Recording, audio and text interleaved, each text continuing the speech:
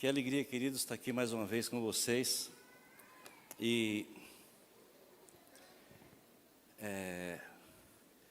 cada vez que venho me surpreendo com a riqueza de vozes que vem se manifestando nesse lugar, e eu fico muito feliz. Louvor é uma coisa, a música é um negócio que mexe muito com a gente. Se me dissessem que o Edísio cantava, eu não acreditava. Eu precisei ver. Meu Deus, que voz linda, rapaz, esse homem escondendo aí escondendo ouro.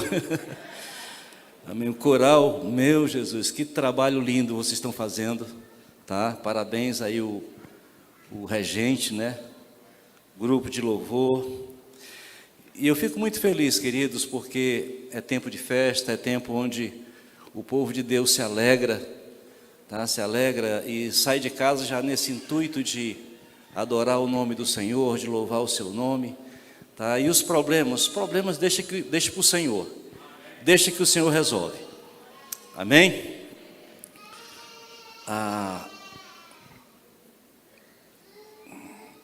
Bom, tem alguns irmãos aqui que são lá de Parquelândia.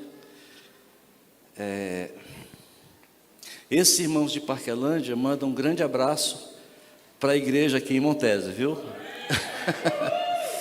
Amém? São 19 anos, né, de festa, 19 anos de celebração, 19 anos de vitória, ouvindo o testemunho da irmã. E assim, a gente não faz ideia do que Deus tem em sua mente para fazer. A gente não faz. São coisas que acontecem, a gente não está entendendo por quê, por que motivo. Eu quero dizer para vocês que quando o Lécio veio com essa ideia de sair de Parquelândia para vir para Montese, então eu juntamente com a Leozita, minha irmã, nós entramos meio que em crise. E agora como é que vai ser? O Lécio vai para o Montese, vai sair daqui. E até a gente entender que Deus é que está no controle de todas as coisas. Hoje a gente vê uma linda igreja, um povo abençoado, uma igreja conquistando vidas. Quantos já passaram por aqui, já receberam Jesus? Muitos nem estão aqui, mas quantos já passaram, estão louvando o Senhor. Seus nomes foram escritos no livro da vida aqui. Amém? Então, há esse propósito da parte de Deus. E vamos estar nesta noite falando sobre esse tema, desculpem os irmãos, mas eu não uso a NVI, tá? Eu uso outra versão, que é uma versão que eu uso, eu acho que desde quando comecei a pregar, então eu estou muito acostumado com ela, é mais fácil para mim. E o texto é: indo,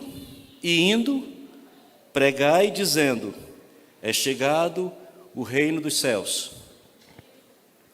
Vocês podem repetir comigo? E indo, pregai dizendo. Aliás, vamos ver aqui, né, para a gente ser em uníssono. Por onde forem, preguem esta mensagem. O reino dos céus está próximo. Mais uma vez. Por onde forem, preguem esta mensagem. O reino dos céus está próximo. Aleluia. Paizinho querido, Deus amado, te bendizemos, Senhor, por esse momento tão gostoso, Senhor, onde a tua presença é inconfundível, ó Pai, onde a tua presença foi discernida pelo teu povo, e sabemos, ó Deus, que o Senhor está operando maravilhas aqui. Pai querido, sabemos que não é meramente emoção, mas é o Senhor se manifestando nesse lugar, que nos faz, ó Deus, estar tão perplexo diante de ti, Senhor. Assim, meu Pai, no nome de Jesus, fala aos nossos corações, mais uma vez, ó Deus, no nome de Jesus Cristo. Amém. A palavra de Deus, ela é muito rica. Então, um versículo, na minha versão: e indo, pregai dizendo, é chegado o reino dos céus. Opa! Até um suquinho de caju, eu acho. Tá bom. Então, queridos, ontem nós tivemos aqui o pastor Ronaldo, não é isso? Pregando. E Deus deu a ele uma direção sobre esse texto e trouxe edificação para os irmãos. Amanhã estará pregando aqui um grande pregador, o pastor Gilberto Rebouças. Dentro desse texto, desse versículo, ele vai trazer, sem dúvida, uma palavra arrebatadora, tá? Então não percam a oportunidade, tragam muita gente para cá, porque vale a pena ouvir o homem de Deus. Ele traz algo especial, e eu nesta noite também vou estar aqui tendo tempo com os irmãos, refletindo sobre esse texto, e indo, pregai, dizendo: é chegado o reino dos céus. Em primeiro lugar, queridos, eu gostaria de estar colocando aqui um pano de fundo sobre esse texto, para que a gente possa ir mergulhando um pouco mais profundo nele. Jesus Cristo, ao vir à terra, ele veio para devolver o reino que havia sido perdido. Deus entregou ao homem, lá em Gênesis 1:26, quando Deus disse: façamos o homem à nossa imagem, conforme a nossa semelhança. Em seguida ele diz: domine ele sobre os peixes do mar, sobre as aves dos céus, sobre os animais domésticos, e sobre toda a terra, e sobre todo réptil que se arrasta sobre a terra. Domine.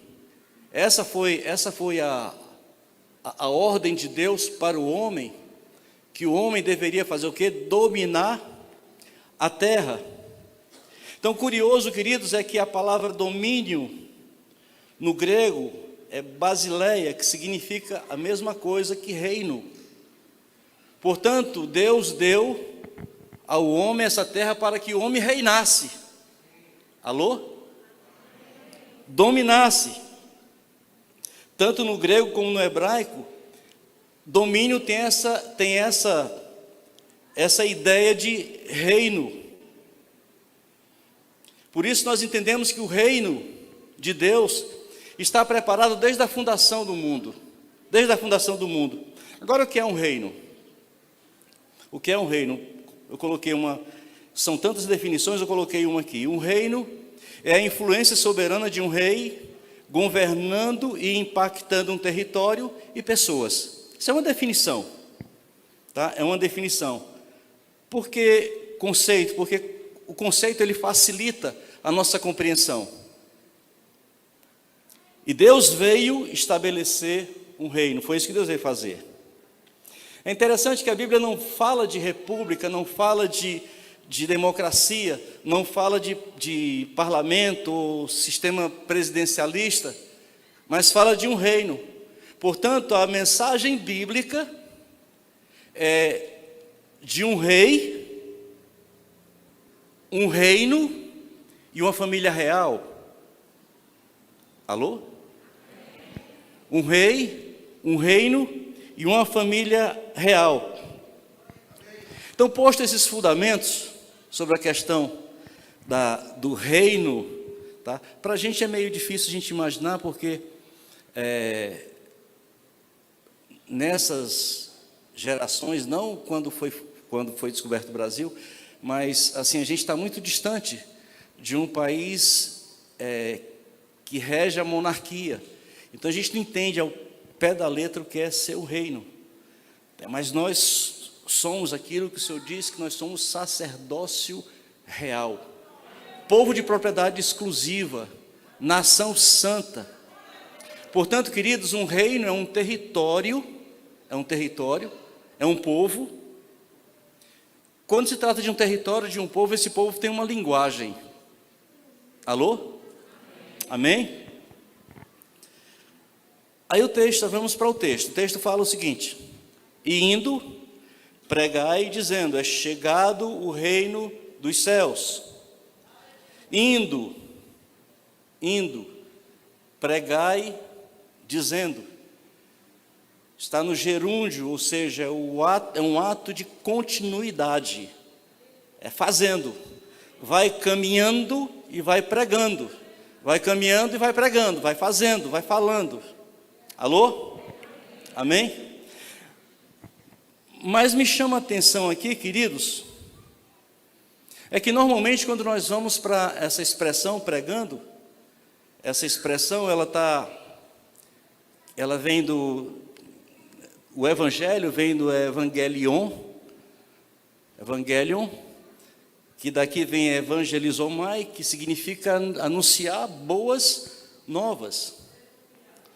Mas o verbo que eu encontro aqui não é o evangelizomai, é o queriço. E o que é que tem uma coisa com a outra? Eu vou ler aqui para os irmãos o que significa. Esse pregai, no grego, significa queriço, que tem o seguinte sentido: ser um arauto, ou seja, aquele que grita, é aquele que chega na frente anunciando, o rei está chegando e ele está gritando. Oficiar como um arauto, proclamar como um arauto, sempre com sugestão de formalismo, gravidade e uma autoridade que deve ser escutada e obedecida. Então, publicar, proclamar abertamente algo que foi feito. Então, observando, queridos, que esse anúncio nesse texto é um anúncio que ele é um anúncio de ultimato, de gravidade, é um anúncio onde ele é emergencial. Não é uma coisa, nesse texto que nós lemos, não é um texto, ele não é a mesma coisa que Marcos 16:15. Ide por todo mundo e pregar o evangelho a toda criatura. Ele tem algumas coisas que é peculiar a ele. E para que a gente possa entender um pouco, nós vamos para o contexto dele. Em Mateus 10, versículo 1, ele diz: e chamando os seus 12 discípulos, deu-lhes poder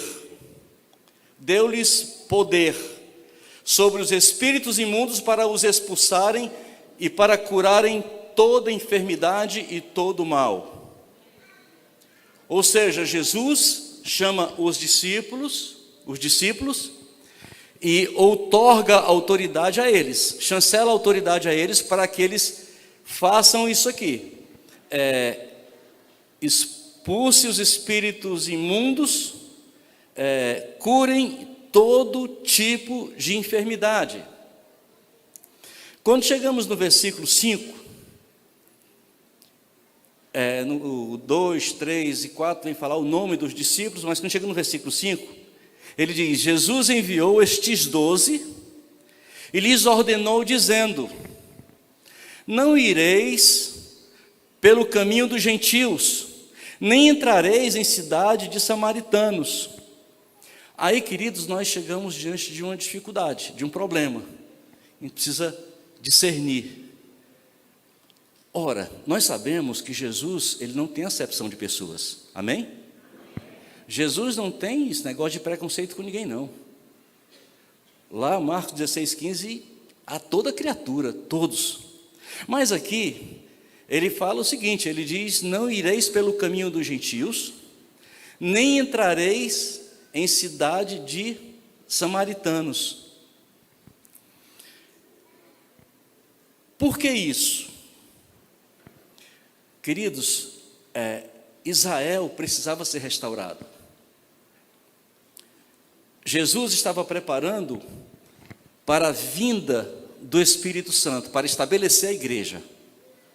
Então, Jesus tinha pressa. Por isso, ele vai dizer que não vá pelo caminho dos gentios e nem entre em cidades de samaritano. Porque se essa mensagem ela se espalha de um modo geral, sem que seja específica, então iria levar mais tempo para que o povo fosse resgatado, porque ele diz lá no versículo 6, mas ide antes as ovelhas perdidas da casa de Israel. Ou seja, é uma mensagem é uma mensagem específica para quem? Para a casa de Israel. As ovelhas perdidas. Ou seja, dentro de Israel havia muitas ovelhas que elas precisavam ser resgatadas, restauradas, serem achadas, para que posteriormente, na descida do Espírito Santo, a igreja fosse estabelecida. Alô? Agora, ovelhas perdidas. Ovelhas perdidas. Para a gente ter uma ideia, em Lucas 15,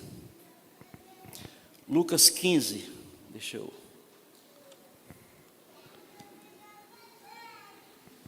Vou tentar ler aqui. Lucas 15 é um capítulo muito conhecido de Lucas.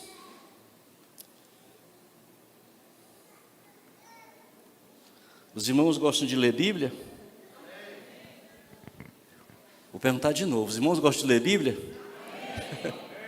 Bom, no capítulo 15, tá? No capítulo 15, ele começa dizendo o seguinte: e chegavam-se a ele todos os publicanos e pecadores para ouvir os fariseus, publicanos e pecadores para o ouvir. E os fariseus e os escribas murmuravam, dizendo: este recebe pecadores e come com eles. No versículo 3 diz, ele propõe esta parábola. Na realidade, quando ele propõe a parábola, eu vou aqui parafrasear. Jesus disse assim: eu vou contar aqui algumas historinhas.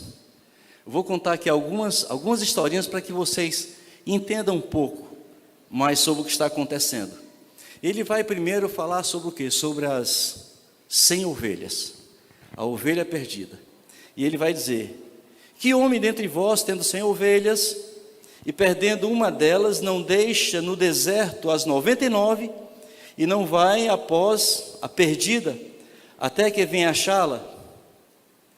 E achando-a, a põe sobre os seus ombros gostoso, e chegando a casa convoca os amigos e vizinhos, dizendo: alegrai-vos comigo, porque já achei a minha ovelha perdida. Digo-vos que assim haverá alegria no céu por um pecador que se arrepende, mais do que por 99 justos que não necessitam de arrependimento. Em seguida, olha que primeiro ele vem com essa historinha, com essa parábola, falando de 100 ovelhas. Quantas perdidas? Uma. Em 100, uma perdida. Mas em seguida ele vai falar da dracma. Uma mulher que tem 10 dracmas, aí perdeu dentro de casa, e agora essa mulher, por ter perdido a dracma, então o que ela faz? Ela acende um candeeiro, e agora vai procurar essa dracma, sabe? Ela vai se esmerar em achar essa dracma, ela vai se esforçar para achar essa dracma. Mas quando ela acha, ela chama as amigas, para quê? Para celebrar, porque estava perdida e foi achada. Na primeira vez nós encontramos uma ovelha perdida em 100, mas agora nós encontramos uma dracma perdida em 10. Em seguida ele vai falar agora sobre o filho pródigo. Todo mundo conhece a história do filho pródigo. Um pai tendo 2 filhos, o filho mais moço, um certo dia chega e pede a sua parte da herança.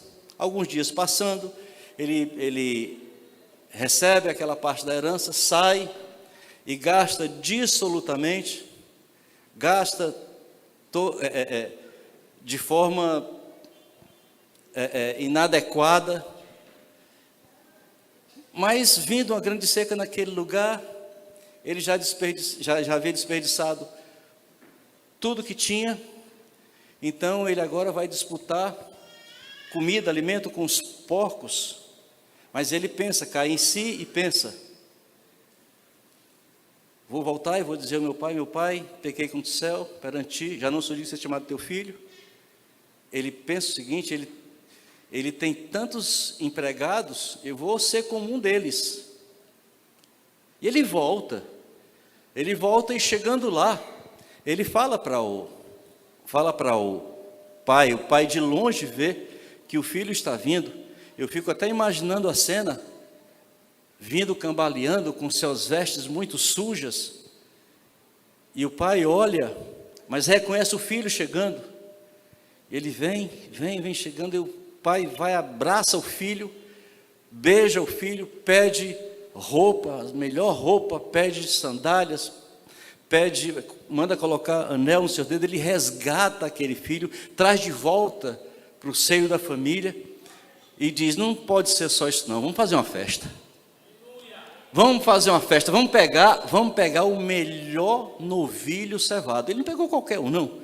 Vamos pegar o melhor novilho cevado, porque esse meu filho estava perdido e foi achado, estava morto e reviveu.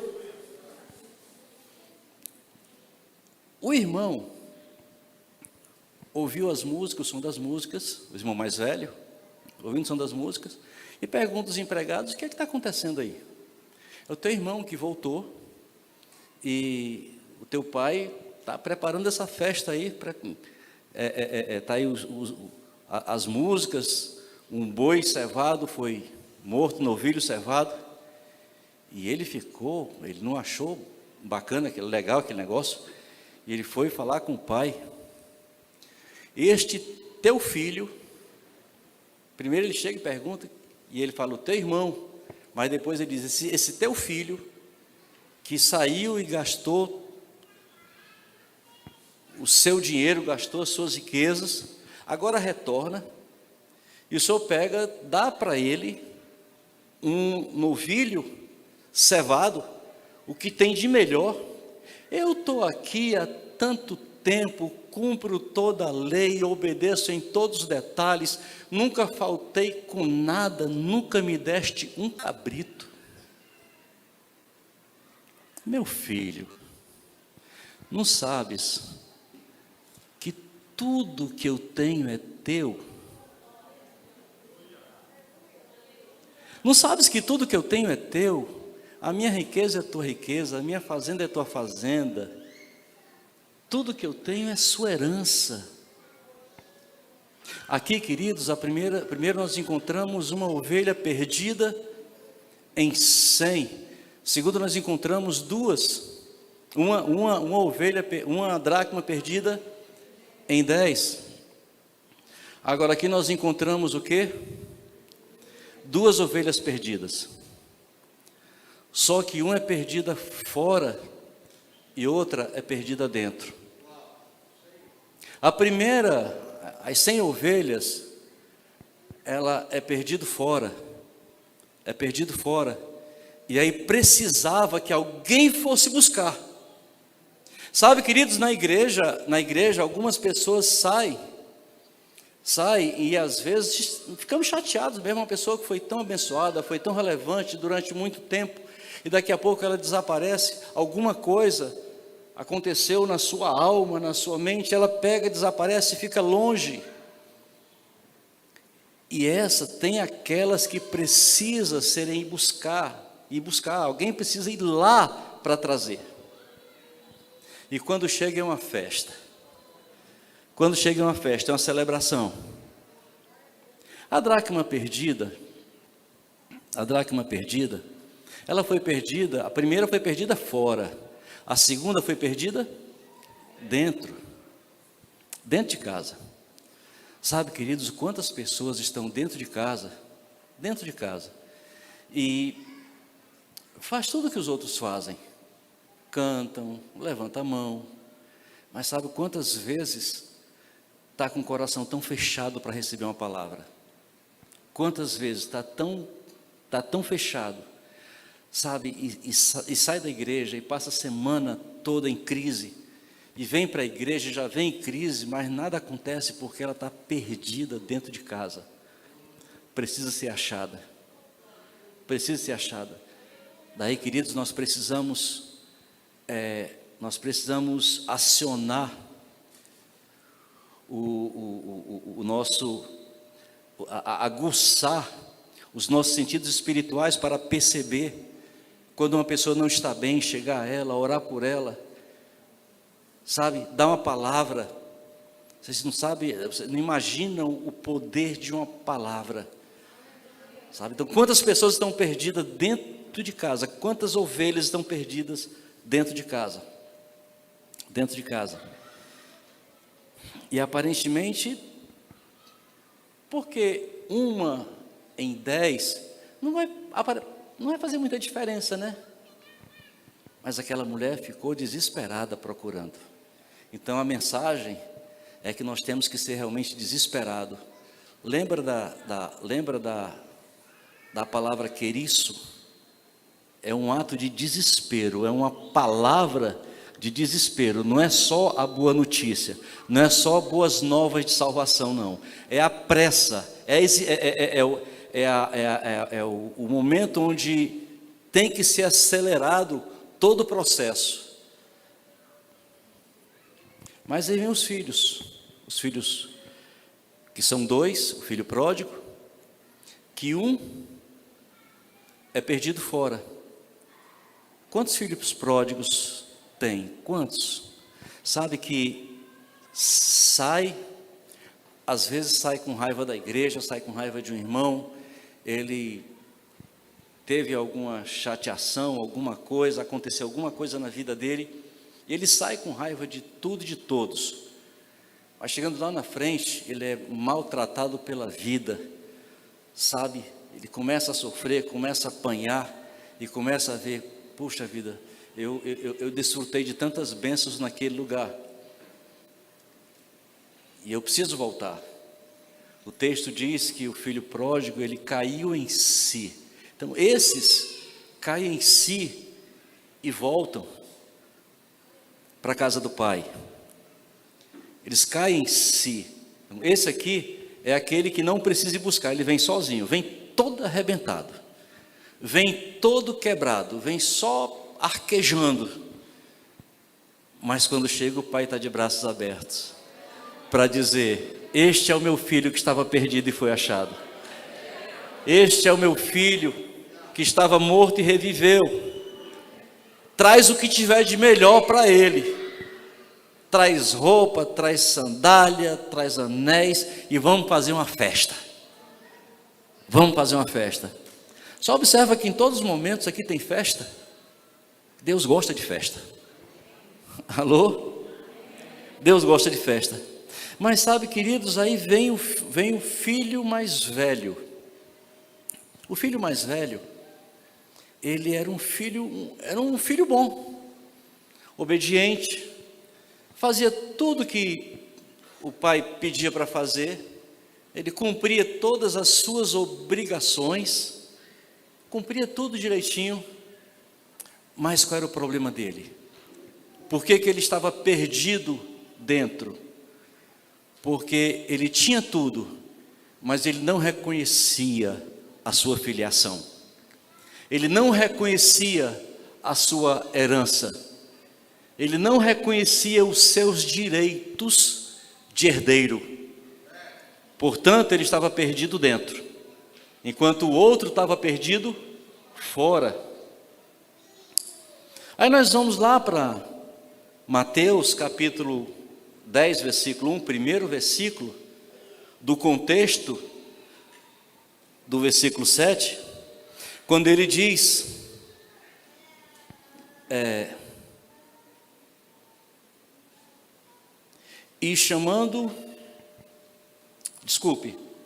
capítulo 15 de Lucas, versículo 1 e 2. E chegavam-se a ele todos os publicanos e pecadores para o ouvir. Chegavam-se a ele quem? Todos os publicanos e pecadores, para fazer o quê? Para o ouvir. Ou seja, eles estavam sendo atraídos por Jesus. Eles estavam sendo atraídos para dentro. Eles estavam sendo achados. Aleluia. Ou seja, estavam perdidos fora e agora percebem e vêm para dentro. Mas no versículo 2 diz: e os fariseus e os escribas murmuravam dizendo: este recebe pecadores e come com eles. Ele estava censurando Jesus, porque Jesus estava com os publicanos e pecadores. Agora censuravam Jesus. Por quê? Porque não conheciam Jesus. Eles estavam perdidos dentro. Por que tanto perdido aqui? Por que eu vi nesse texto algo para ilustrar esse versículo 7 do capítulo 10 de Mateus? Porque, queridos, nós não podemos abrir mão das ovelhas perdidas da casa de Israel. Não podemos abrir mão, queridos, daqueles que têm se afastado da igreja, daqueles que às vezes está do nosso lado, mas está passando por situação tão delicada, ele está tão longe da presença de Deus por algumas razões, e nós precisamos da unção do Espírito Santo, do batismo com o Espírito Santo, e discernir que aquela pessoa precisa de uma ajuda, de um auxílio, para nós buscarmos, nós acharmos essa pessoa, acharmos dentro de casa. Portanto, queridos, há muitos perdidos fora e há muitos perdidos dentro. Agora, no versículo 6 diz: mas ide antes as ovelhas perdidas da casa de Israel. Versículo 6 do capítulo 10 de Mateus: mas ide antes as ovelhas perdidas da casa de Israel. Ou seja, não importa se ela é perdida fora ou se é perdida dentro. Mas ele aqui nesse texto, ele não está dizendo que os gentios e os samaritanos, eles não devem receber a palavra. Ele está dizendo o seguinte: antes, ou seja, primeiro, vamos restaurar o que nós temos, para que a igreja seja estabelecida. Pouco tempo depois, o Espírito Santo iria descer, a igreja seria estabelecida. Então Israel precisava estar restaurado. Por isso ele diz: ide antes as ovelhas perdidas da casa de Israel. E assim como ele diz no primeiro versículo do capítulo 10 de Mateus: e chamando os 12 discípulos, deu-lhes poder. Repitam comigo: deu-lhes poder sobre os espíritos imundos. Pode falar: sobre os espíritos imundos, para os expulsarem e curarem toda enfermidade e todo mal. Aí lá no versículo 8, ele reitera: isso aqui é uma ordem. É uma ordem. Curai os enfermos, limpai os leprosos, ressuscitai os mortos, expulsai os demônios. De graça recebeste, de graça dai. Curai os enfermos, limpai os leprosos, ressuscitai os mortos, expulsai os demônios. De graça recebeste, de graça dai. Tudo isso aqui, primeiro para os da casa de Israel. Alô? O que eu quero dizer com isso? Que a obra do evangelismo, ela é necessária. Ela é necessária, nós não podemos abrir mão. Não podemos abrir mão. Mas não podemos esquecer os que estão dentro de casa. Porque às vezes a gente está tão preocupado em querer ir. Aliás, é tão raro alguém estar tão preocupado em ir. Hoje está tão difícil isso. Eu me lembro quando começamos a igreja, eram tantos visitantes que vinham, porque os irmãos traziam. Eram tantos visitantes, mas hoje é tão raro chegar um visitante trazido por um irmão. Hoje é tão raro. Mas nós precisamos estabelecer o reino de Deus em casa. E os perdidos, quer seja fora ou quer seja dentro, que sejam achados. Aleluia. Então, queridos, assim como o profeta Ezequiel foi chamado para profetizar, cada um de nós, como homem e mulher de Deus, Deus nos deu uma unção, nos deu uma mensagem, colocou em nós um ministério da reconciliação, e nós não podemos deixar por menos, precisamos ir. E, ao mesmo tempo, tanto para fora como para dentro. Não podemos simplesmente olhar para fora ou simplesmente olhar para dentro. Nesse momento, a igreja ela ia ser estabelecida. Mas deixa eu dizer uma coisa para você, a igreja já foi estabelecida. Só isso. A igreja já foi estabelecida. Portanto, tanto é tão importante, não é mais prioritário aqui ou ali, todos são prioritários. Aleluia. A ceia está preparada.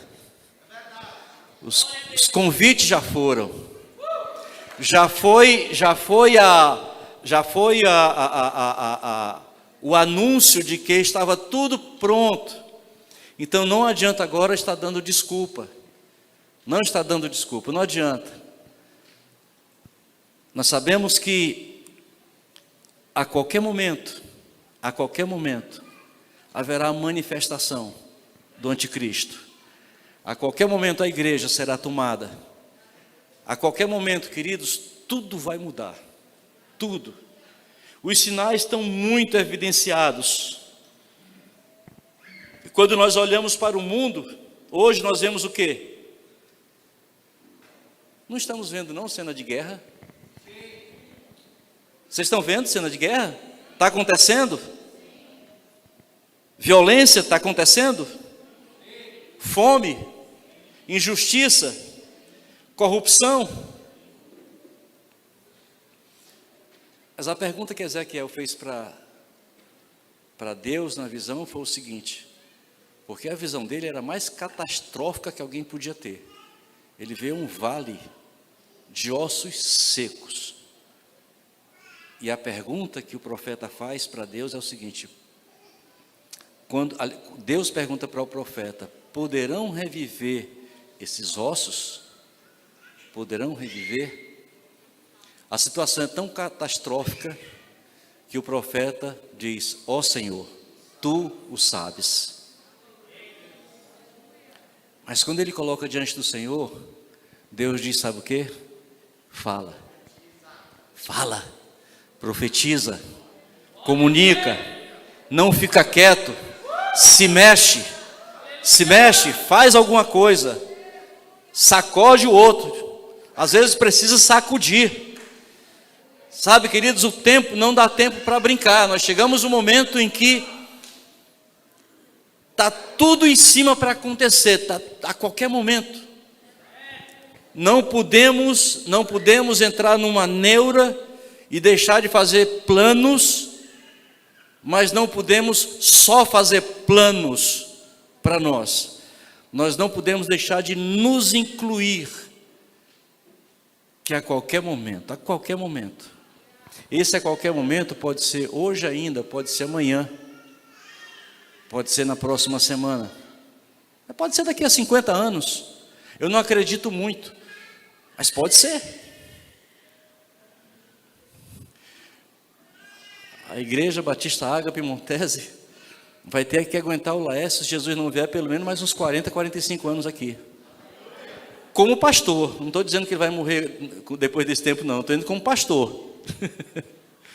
Então, queridos, esse é o nosso papel. Esse é o nosso papel de ir indo e pregar, dizendo, é chegado o reino dos céus. É chegado o reino dos céus. Jesus vai além, ele diz, não adianta ir aqui ou ir ali, porque o meu reino está em vocês. O meu reino está em vós. Portanto, ó, faz assim, ó, pode bater. Pronto, o reino de Deus está aí. E agora você está equipado. Se o reino de Deus está aí, você é tomado pelo Espírito Santo. E agora a ordem é não se calar, é indo, pregai, dizendo, é chegado o reino dos céus. Aleluia. Glória a Deus.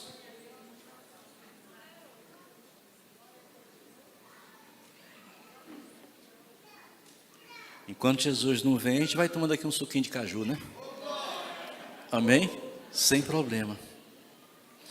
Então, queridos, esse é um desafio que a igreja precisa assumir. Eu louvo muito a Deus pela vida do meu irmão, pastor Laércio. Conheço há 58 anos, 58? 57? Bom, conheço há 57, 57 anos, desde que nasceu. 59 anos? Bom, conheço há 59 anos, quase 60 já. Tá ficando velho. Então eu sou 5 anos mais velho do que o Lécio, não parece? Mas sou 5 anos mais velho do que ele. E desde saindo da adolescência, o Lécio já me chamava a atenção. Eu já observava muito o Laércio, a forma que Deus o usava, a forma que Deus trazia palavras sobre ele. E não é só por ser meu irmão, mas pelo tempo que nós temos de conhecimento. Eu tenho muita admiração por esse irmão. A Bíblia fala, às vezes, que há amigo mais chegado que irmão, né? Mas às vezes nós temos o privilégio de ter amigos que são irmãos, tá? Então, além de irmão, amigo, sócio e aí. Então, queridos, esse é o desafio de Deus para as nossas vidas. Não vamos nos calar. Não vou calar meus lábios, vou profetizar, manifestar a graça, abençoar, pois Deus quer libertar. Não vou calar meus lábios, vou profetizar, manifestar a graça, abençoar, pois Deus vai te usar. Sobre tua vida vou profetizar, nenhuma maldição te alcançará. Eu sei que Deus tem para ti um manancial, cujas águas nunca cessarão. Eu sei que Deus tem para ti um manancial, cujas águas nunca cessarão. Vocês são esse manancial de Deus. Então deixe que essa água flua de você. Se você crê, como diz as Escrituras, do seu interior, do seu íntimo, fluirá rios de água viva. Rios de água viva. Então deixa transbordar. Deixa transbordar o amor de Deus através de você. Deixa transbordar a graça de Deus através de você. Deixa transbordar essa unção. E faça que isso não fique apenas com você. Porque nós somos como poço,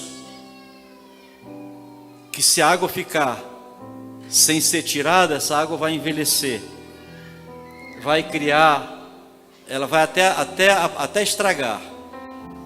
Mas o poço, quando é a fonte, A palavra Abba, pai, paizinho, significa fonte também. Quanto mais água tira, mais água tem. Pois quanto mais você der, mais você vai ter. Quanto mais você conquistar para o reino, mais você vai ter. Então Deus abençoe cada um de vocês. Saiam daqui nesse compromisso de que a sua vida vai impactar multidões para a glória de Deus. Deus abençoe.